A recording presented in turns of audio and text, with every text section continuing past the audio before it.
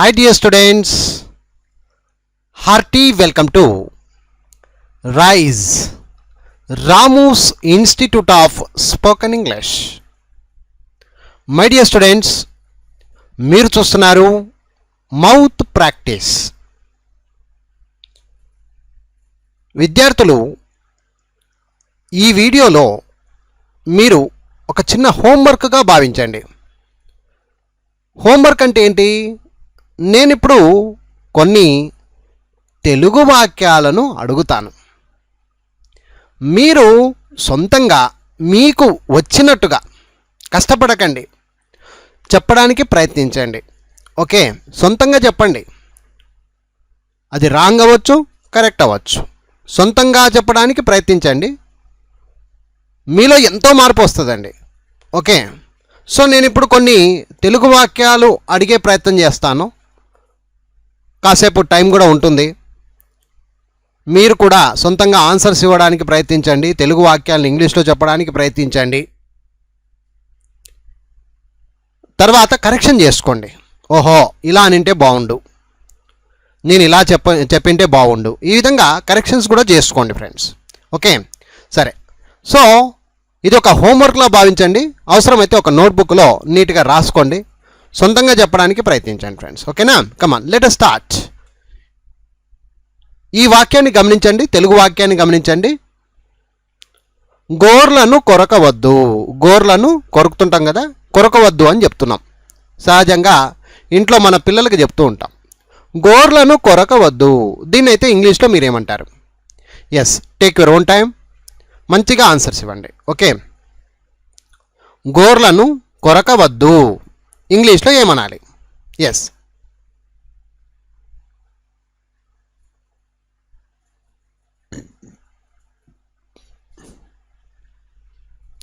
గోర్లను కొరకవద్దు ఇంగ్లీష్లో ఏం చెప్పాలో చెప్పండి. అవసరమైతే ఒక నోట్స్లో రాసుకోండి ఫ్రెండ్స్. మీకు కూడా ఒక నోట్స్ ఉన్నట్టు ఉంటుంది, నోట్స్లో రాసుకోండి. గోర్లను కొరకవద్దు ఇంగ్లీష్లో ఇలా చెప్పాలి. చూడండి, don't bite your nails. Nails అంటే గోర్లు, నెయిల్స్ అంటారు. NAILS, నెయిల్స్ అంటే గోర్లు. గోర్లను కొరకవద్దు. Don't bite your nails. Don't bite your nails, గోర్లను కొరకవద్దు. ఓకే, ఇప్పుడు మరొక వాక్యం చూద్దాం. ఈ వాక్యాన్ని గమనించండి ఫ్రెండ్స్. వేరే వారిని నువ్వు పట్టించుకోవద్దు. వేరే వారిని నువ్వు పట్టించుకోవద్దు. దీన్ని ఇంగ్లీష్లో ఏమంటారు? వేరే వారిని నువ్వు పట్టించుకోవద్దు ఇంగ్లీష్లో ఏమనాలి? సొంతంగా చెప్పండి. వేరే వారిని నువ్వు పట్టించుకోవద్దు.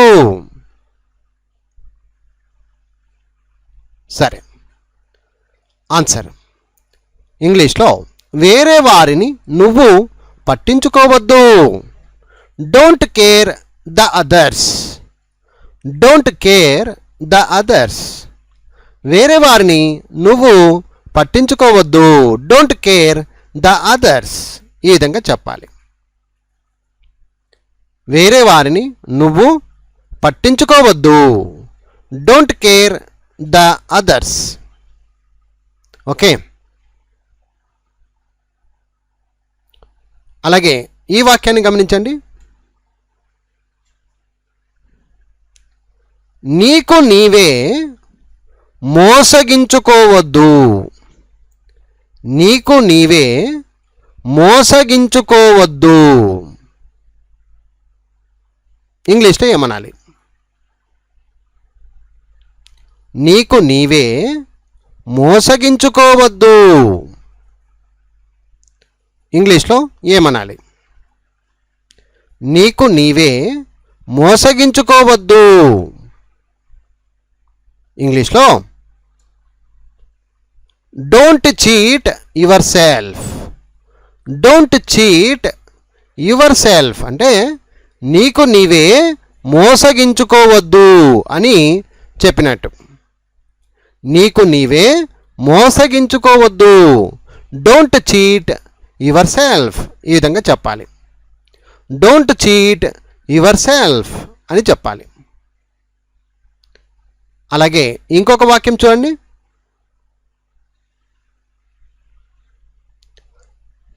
క్లాసులో బబుల్ గమ్ నమలవద్దు.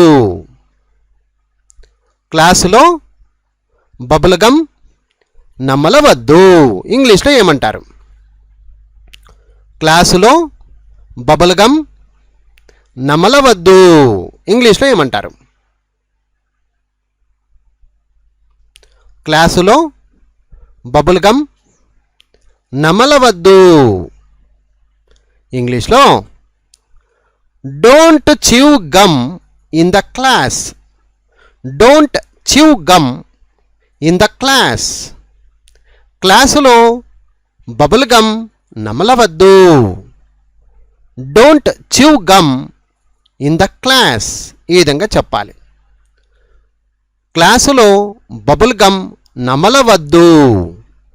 Don't chew gum in the class, ఈ విధంగా చెప్పాలి.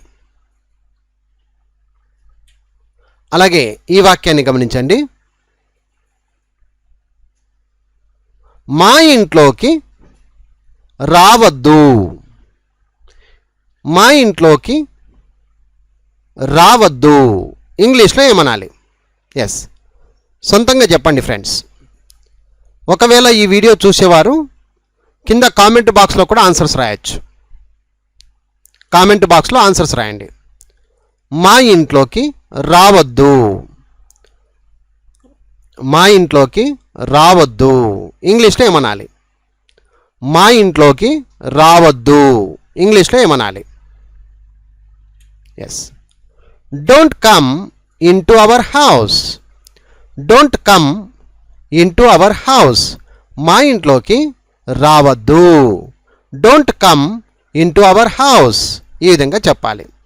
Don't come into our house, మా ఇంట్లోకి రావద్దు, ఈ విధంగా చెప్పండి. అలాగే ఈ వాక్యాన్ని గమనించండి. ఇప్పుడు నీవు నాతో రావద్దు. ఇప్పుడు నీవు నాతో రావద్దు. ఇంగ్లీష్లో ఏమనాలి? ఇప్పుడు నీవు నాతో రావద్దు. ఇంగ్లీష్లో ఏమనాలి? ఇప్పుడు నీవు నాతో రావద్దు. ఇంగ్లీష్లో ఏమనాలి? Yes, answer don't come with me now. Don't come with me now. ఇప్పుడు నీవు నాతో రావద్దు. Don't come with me now. Don't come with me now. ఇప్పుడు నీవు నాతో రావద్దు, ఈ విధంగా చెప్పాలి. ఇప్పుడు నీవు నాతో రావద్దు. Don't come with me now. అలాగే ఈ వాక్యాన్ని గమనించి ఇంగ్లీష్లో చెప్పండి. వేరే వాళ్ళతో పోటీకి వెళ్ళవద్దు. వేరే వాళ్ళతో పోటీకి వెళ్ళవద్దు. ఎస్, ఇంగ్లీష్లో సొంతంగా చెప్పండి ఫ్రెండ్స్. కామెంట్ బాక్స్లో కూడా రాయండి. కింద కామెంట్ సెషన్లో మీ ఆన్సర్ రాయొచ్చు. వేరే వాళ్ళతో పోటీకి వెళ్ళవద్దు. ఇంగ్లీష్లో ఏమనాలి? వేరే వాళ్ళతో పోటీకి వెళ్ళవద్దు. ఇంగ్లీష్లో don't compete with others. Don't compete with others అంటే వేరే వాళ్ళతో పోటీకి వెళ్ళవద్దు. కాంపిటీ అంటే వెళ్ళవద్దు, అంటే పోటీకి వెళ్ళవద్దు అని. డోంట్ కాంపిటీ అంటే వెళ్ళవద్దు. కాంపిటీ అంటే ఇక్కడ పోటీకి అని అర్థం, పోటీ చేయొద్దు అని అర్థం. ఆ విధంగా డోంట్ కాంపిటీ విత్ అదర్స్, వేరే వాళ్ళతో పోటీకి వెళ్ళవద్దు. డోంట్ కాంపిటీ విత్ అదర్స్, వేరే వాళ్ళతో పోటీకి వెళ్ళవద్దు. డోంట్ కాంపిటీ విత్ అదర్స్ అని చెప్పండి.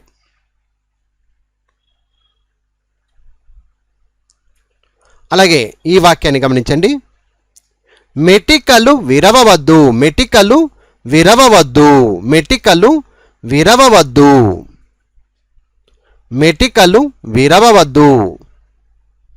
మెటికలు అంటే తెలుసు కదండి, ఇలా అంటాం కదా, మెటికలు ఇలా అంటాం కదా, నిద్ర లేచిన వెంటనే మెటికలు విరుస్తూ ఉంటాం. అలా మెటికలు విరవవద్దు అని చెప్పాలి. ఇంగ్లీష్లో ఏమంటారు? మెటికలు విరవవద్దు. ఇంగ్లీష్లో don't crack your knuckles, don't crack your knuckles. ఇలాగా ఇలాగా మెటికల్ అంటారు కదా, అలాగనమాట. Don't crack your knuckles, knuckles అంటే మెటికలు. Don't crack your knuckles.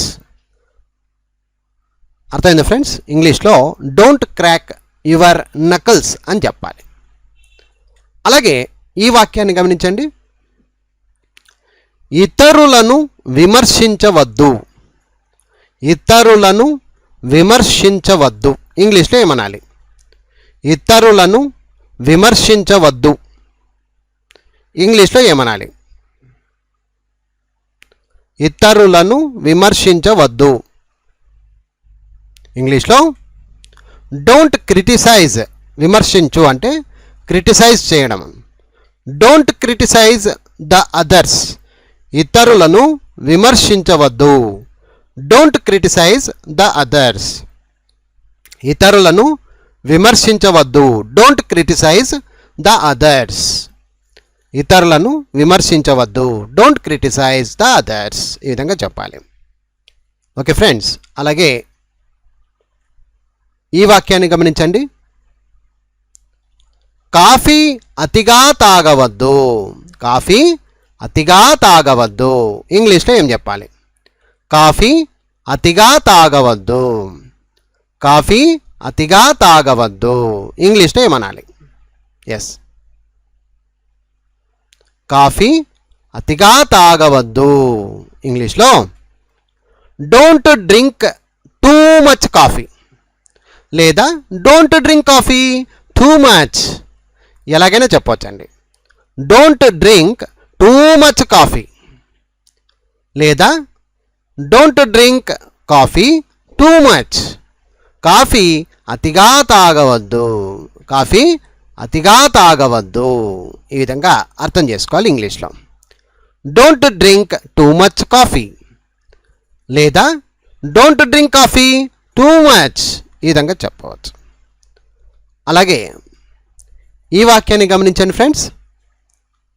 బిస్కెట్లు తినవద్దు, బిస్కెట్లు తినవద్దు, బిస్కెట్లు తినవద్దు. ఇంగ్లీష్లో ఏమంటారు? బిస్కెట్లు తినవద్దు, బిస్కెట్లు తినవద్దు. ఇంగ్లీష్లో don't eat the biscuits, don't eat the biscuits, don't eat the biscuits. బిస్కెట్లు తినవద్దు, డోంట్ ఈట్ ద బిస్కెట్స్. ఇంగ్లీష్లో డోంట్ ఈట్ ద బిస్కెట్స్, బిస్కెట్లు తినవద్దు, బిస్కెట్లు తినవద్దు. Don't eat the biscuits. ఈ విధంగా చెప్పాలి. అలాగే ఈ వాక్యం గమనించండి. భోజనము గబగబా తినవద్దు, భోజనము గబగబా తినవద్దు. ఇంగ్లీష్లో ఏం చెప్పాలి? భోజనము గబగబా తినవద్దు. ఇంగ్లీష్లో ఏమనాలి? భోజనము గబగబా తినవద్దు. ఇంగ్లీష్లో ఏమనాలి?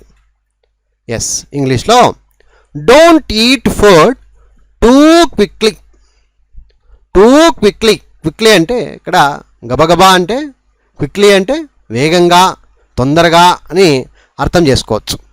భోజనము గబగబా తినవద్దు, అతివేగంగా అని కూడా అర్థం చేసుకోవచ్చు.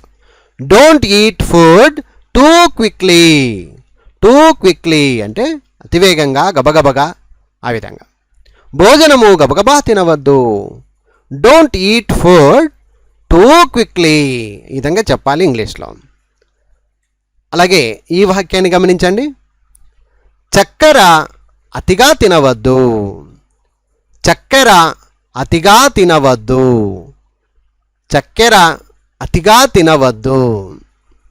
దీన్ని ఇంగ్లీష్లో ఏమనాలి? చక్కెర అతిగా తినవద్దు. ఇంగ్లీష్లో ఏమనాలి? Don't eat too much sugar. Don't eat too much sugar. అతిగా అంటే ఇక్కడ too much. Don't eat too much sugar. చక్కెర అతిగా తినవద్దు. Don't eat too much sugar. Don't eat too much sugar అంటే చక్కెర అతిగా తినవద్దు అని చెప్పడం ఇంగ్లీష్లో. అలాగే ఈ వాక్యాన్ని గమనించండి. MBA చదవమని నన్ను బలవంతం పెట్టవద్దు. MBA చదవమని నన్ను బలవంత పెట్టవద్దు. ఇంగ్లీష్లో ఏమంటారు?